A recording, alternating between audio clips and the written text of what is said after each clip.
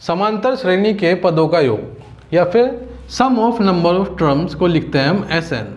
N का क्या मतलब हो गया यहाँ पे, एस का मतलब हो गया सम, मतलब कि जोड़, एन का मतलब हो गया यहाँ पे जितने भी संख्या हमें जोड़नी है, ठीक है, वो बराबर हो जाती है एन, मतलब कि जितनी भी संख्या हम जोड़ रहे हैं उस ए पी की, बाय 2 ब्रैकेट में आ जाता है ए प्लस एन माइनस 1 डी। अब आप देख रहे होंगे क्या कुछ जाना पहचाना आपको लग रहा होगा, क्या ये फॉर्मूला इतना आपको जाना पहचाना लग रहा होगा, ठीक है। इस फॉर्मूले को हम आगे दो तरीके से लिख देते हैं, ठीक है। इस फॉर्मूले को अगर हम कॉम्पैक्ट करेंगे, छोटा करेंगे, तो कैसे करेंगे, देखो यहाँ पे लिखेंगे एस एन, मतलब कि सम ऑफ टर्म क्या हो जाता है n/2, ऐसे कैसे ही हमने नीचे लिख लिया। और क्या है यहाँ पे आप देख रहे होंगे, यहाँ पे क्या है, 2 ए है, एक ए ये है, एक ए ये है, दोनों को जोड़ लेंगे तो क्या आ जाएगा, ब्रैकेट के अंदर 2a प्लस n-1 डी। एक फॉर्मूला तो हमारा यहाँ से ये बन जाता है। दूसरा फॉर्मूले की बात करें तो देखो ये क्या है, ये हमें पता है किसका फॉर्मूला है, nth टर्म का फॉर्मूला है कि नहीं। तो अब क्या करेंगे हम, इसे हम ऐसे भी लिख सकते हैं n बराबर n/2 bracket a plus nth term. समझ में आई बात। इसे हम क्या लिख सकते हैं, देखो इसे हम आगे अगर और थोड़ा सा सोल्व करें तो n/2 ब्रैकेट में फर्स्ट टर्म मतलब कि पहला पद प्लस आखिरी पद लास्ट टर्म, ये लिख सकते हैं, है कि नहीं। तो ये फॉर्मूले हैं किसके, इसी से फॉर्मूले बने हुए हैं, ये भी, ये सब इससे बने हुए हैं। तो बेसिक फॉर्मूला आपको क्या याद रखना है, ये याद रखना है, माइंड में ये रखना है। और इस फॉर्मूले को जैसे ढालना चाहो वैसे ढाल लो अपने हिसाब से या क्वेश्चन की रिक्वायरमेंट के हिसाब से। उसने क्या है, अब देखते हैं, यहाँ पे उसने दिया हुआ n दिया हुआ है, डिफरेंस दिया हुआ है और a दिया हुआ है, मतलब कि पहला पद दिया हुआ है, संख्या दी हुई है, नंबर ऑफ टर्म्स दिया हुआ है। तो इसमें हम ये वाला फॉर्मूला लगा लेंगे। उसने दिया हुआ है कि भैया कि फर्स्ट टर्म दी हुई है, लास्ट टर्म दी हुई है, तो हम ये वाला लगा लेंगे। अपनी सुविधा अनुसार हम इस फॉर्मूले को यूज़ कर लेंगे, ठीक है। चलो एक सवाल निकालते हैं इस पे, एक बढ़िया सा सवाल। तो सवाल आपकी स्क्रीन पे प्रकट करते हैं, तो प्रकट हो गया। अब ये क्या है, देखो -13 हमें सम निकालना है। देखो -13 है, -10, -7, -4 और ये ऐसे आगे चलता जाएगा, ठीक है। इनका हमें सम निकालना है और उसमें दिया हुआ है कि पदों की संख्या इस एपी में कितने टर्म्स है, 10 है। तो हमने मान लिया n क्या हो गया, 10 मान लिया, क्या उसने दिया हुआ है, और ये मानना नहीं, ये सही है, ठीक है। उसने दिया हुआ 10 टर्म की एपी है, ये एपी है, समांतर श्रेणी है जिसमें कि 10 पद है। तो इन 10 पद का हमें क्या बताना है, योग बताना है, सम बताना है। तो हमें क्या पता है, हमारे पास क्या फॉर्मूला था, Sn बराबर n/2, और हम इसमें कौन सा लगाना पसंद करेंगे, देखो इसमें लास्ट टर्म तो दी नहीं हुई है तो हम वो नहीं लगाएंगे, ठीक है। हम क्या सीधे वाला लगा लेंगे, क्या 2a n-1 और d, और बीच में यहाँ पे प्लस का निशान था, ठीक है। अब क्या है, n 10 है तो हम लिख देंगे Sn 10, जहाँ जहाँ n है वहाँ पे हमें 10 लिखना है, जहाँ a है वहाँ पे हमें पहला पद 13 लिखना है। पहले हम डिफरेंस की बात कर लेते हैं, डिफरेंस की हमें ज़रूरत पड़ेगी। तो दूसरे पद में से पहला पद हम घटाएंगे, देखो तो कैसे आएगा डिफरेंस, देखो डिफरेंस आएगा -10 में से हमें घटाना है, क्या घटाना है, -13। तो -13 को मैं यहाँ ब्रैकेट में लिखूँगा, बच्चे अक्सर यहाँ पे गलती कर देते हैं, ठीक है। तो -13 को मैंने ब्रैकेट में लिखा, तो -10 और ये कितना हो जाएगा, +13 ब्रैकेट से बाहर आएगा तो, और यहाँ पे आ जाएगा 13 में से 10 गए तो ये आ जाएगा 3, इसका d आ गया, ठीक है। तो सर्वांतर कितना आ गया, 3 आ गया। तो n हमारे पास है ही, हमने लिखा 10/2, 2a का मतलब पहला पद जो कितना है -13, प्लस n पदों की संख्या कितनी है, 10 में से 1 गया, डिफरेंस कितना आया, 3। इसे हमें सोल्व करना होगा। इसे हम सोल्व करेंगे तो 10/2 यहाँ कितना आ जाएगा 5, और 13 दूनी 26 वो भी माइनस का, प्लस 10 में से 1 गए 9, 9 गुणा 3। इसे हम सोल्व करेंगे तो 5 का 5 ही बाहर रहेगा, अब इसे नहीं छेड़ रहे हम। तो ये कितना हो जाएगा -26, और ये 9 तिया 27, तो प्लस के 27। 27 प्लस का है, 26 माइनस का है, तो घटाएंगे तो कितना आ जाएगा 1, वो भी प्लस का। तो हम इसे लिख देंगे, यहाँ पे आगे लिख देंगे 5 जो बाहर था और अंदर कितना बचा 1, तो जो इसका सम आ गया वो कितना आ गया 5। तो 10 टर्म का अगर हम इसकी 10 टर्म तक लिखें और उन्हें जोड़ दें तो उसे जोड़ने के बाद क्या आएगा 5। ठीक है, आपके लिए खाना तैयार है। तो इस शानदार सीटी लगने की वजह से, प्रेशर कुकर की सीटी लगने की वजह से जो हमारे सामने एक निखरता हुआ सवाल आया है वो इस तरह से है। तो देखिए, जो आपके लिए सवाल ला रहा हूँ मैं, बिल्कुल पका के ला रहा हूँ, तो एकदम ज़बरदस्त सवाल आपके सामने।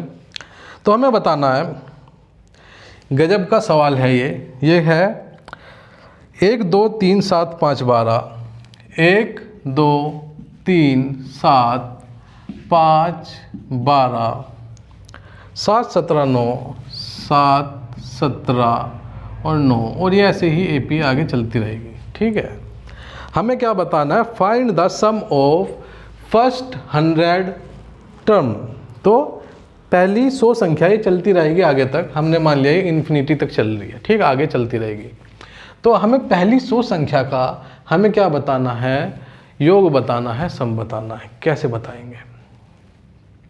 तो देखो, पहले तो ये देख लेते हैं क्या ये एपी है। ये देखने के लिए हमने यहाँ इन दोनों का डिफरेंस निकाला, 1 आया, इन दोनों का डिफरेंस निकाला, 1 आया। ठीक है, यहाँ तक बात सही थी, लेकिन इन दोनों का डिफरेंस हमने निकाला तो कितना आया, 4 आया। इसका मतलब क्या है, ये एपी तो नहीं है। तो इसके क्या हम एपी बना सकते हैं? अब बात ही आ जाती है, सवाल आ गया हमारे पेपर में कि इसका 100 टर्म का योग बताओ। अब क्या है, हमारा दिमाग क्या लगा, हमने क्या दिमाग लगाया। देखो, एक जो स्टूडेंट होता है तैयारी करने वाला, वो दिमाग कैसे लगाता है, टॉपर। सवाल आया कि इनका 100 टर्म का सम बताओ, योग बताओ। अब योग किस में होता है? योग बताने के लिए हमारे पास एपी का फॉर्मूला होता है, हमारे दिमाग में आया। तो अब एपी का फॉर्मूला तो हमें पता है, लेकिन क्या ये एपी है? क्या ये समांतर श्रेणी है? तो समांतर श्रेणी है नहीं है, तो अब कैसे बताएं सम? अब क्या करेंगे, थोड़ा सा इस पर निगाह डालते हैं। ठीक है, अगर हम निगाह डालें तो क्या है, हमने देखा कि ये क्या है, यहाँ पे क्या है, 2 का अंतर है, 2 बढ़ रहा है, और ये वाला भी 2 बढ़ रहा है, और ये वाला भी क्या है, 2 बढ़ रहा है। ठीक है, इसका मतलब ये एक एपी हो गई। यहाँ की बात करें, देखो 2 और 7 में यहाँ पे क्या है, 5 बढ़ रहा है। यहाँ पे क्या है, ये 5 बढ़ रहा है।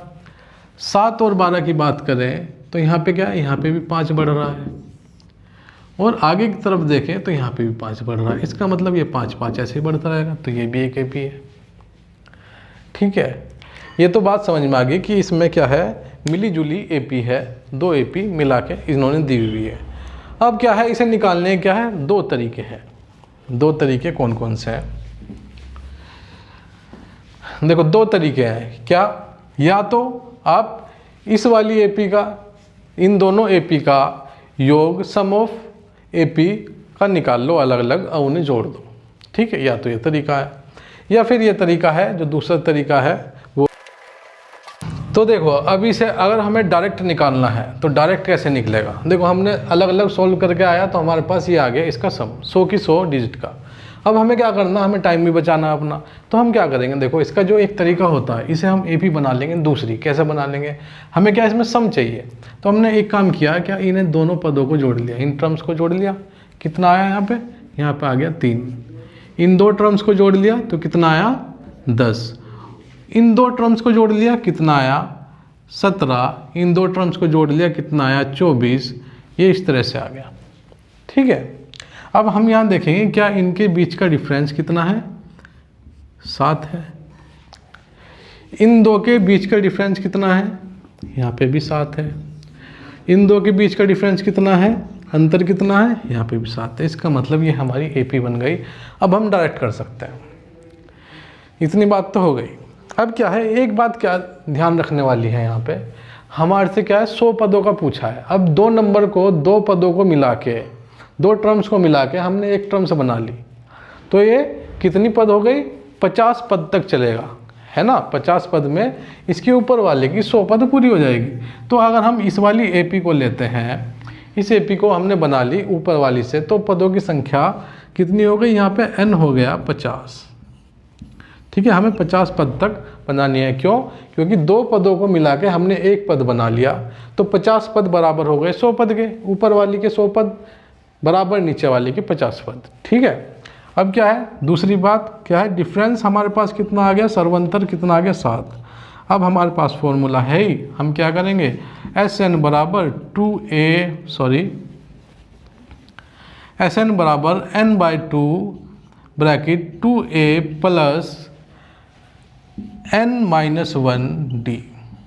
इसमें हम वैल्यू पुट करेंगे, SN मतलब 50 पदों का बताना है, n हमारे पास 50 है, 50/2, 2a 2 गुना पहला पद हमारे पास क्या है, नई वाली AP का 3, तो हमने लिखा है यहाँ पे 3 प्लस n-1, n कितना है 50 पदों के बारे में हम यहाँ पे बात चल रही है, माइनस 1, और डिफरेंस कितना है, सर्वंतर कितना है 7 का डिफरेंस था, तो हमने लिख लिया यहाँ पे 7। इसे सोल्व करेंगे तो यहाँ पे देख कितना आ जाएगा, 50/2, यहाँ आ गया 25, और यहाँ पे 3 दूनी 6 प्लस यहाँ कितना आ गया 49 गुणा 7। इसे हम सोल्व करेंगे तो 49 की गुणा 7 में करेंगे, तो इसे कैसे सोल्व करेंगे, 50 की गुणा पहले 7 में कर लो। देखो ये भी चीज़ सीख लो, 49 को हम लिख सकते हैं 50 - 1 गुणा 7। हमें पता है 7 की गुणा 50 से करेंगे तो 7 × 5 = 35, 1 0 आ जाएगा, -7, तो कितना आ गया 343 आ जाता है। ठीक है, इस तरह से ये जल्दी हो जाता है।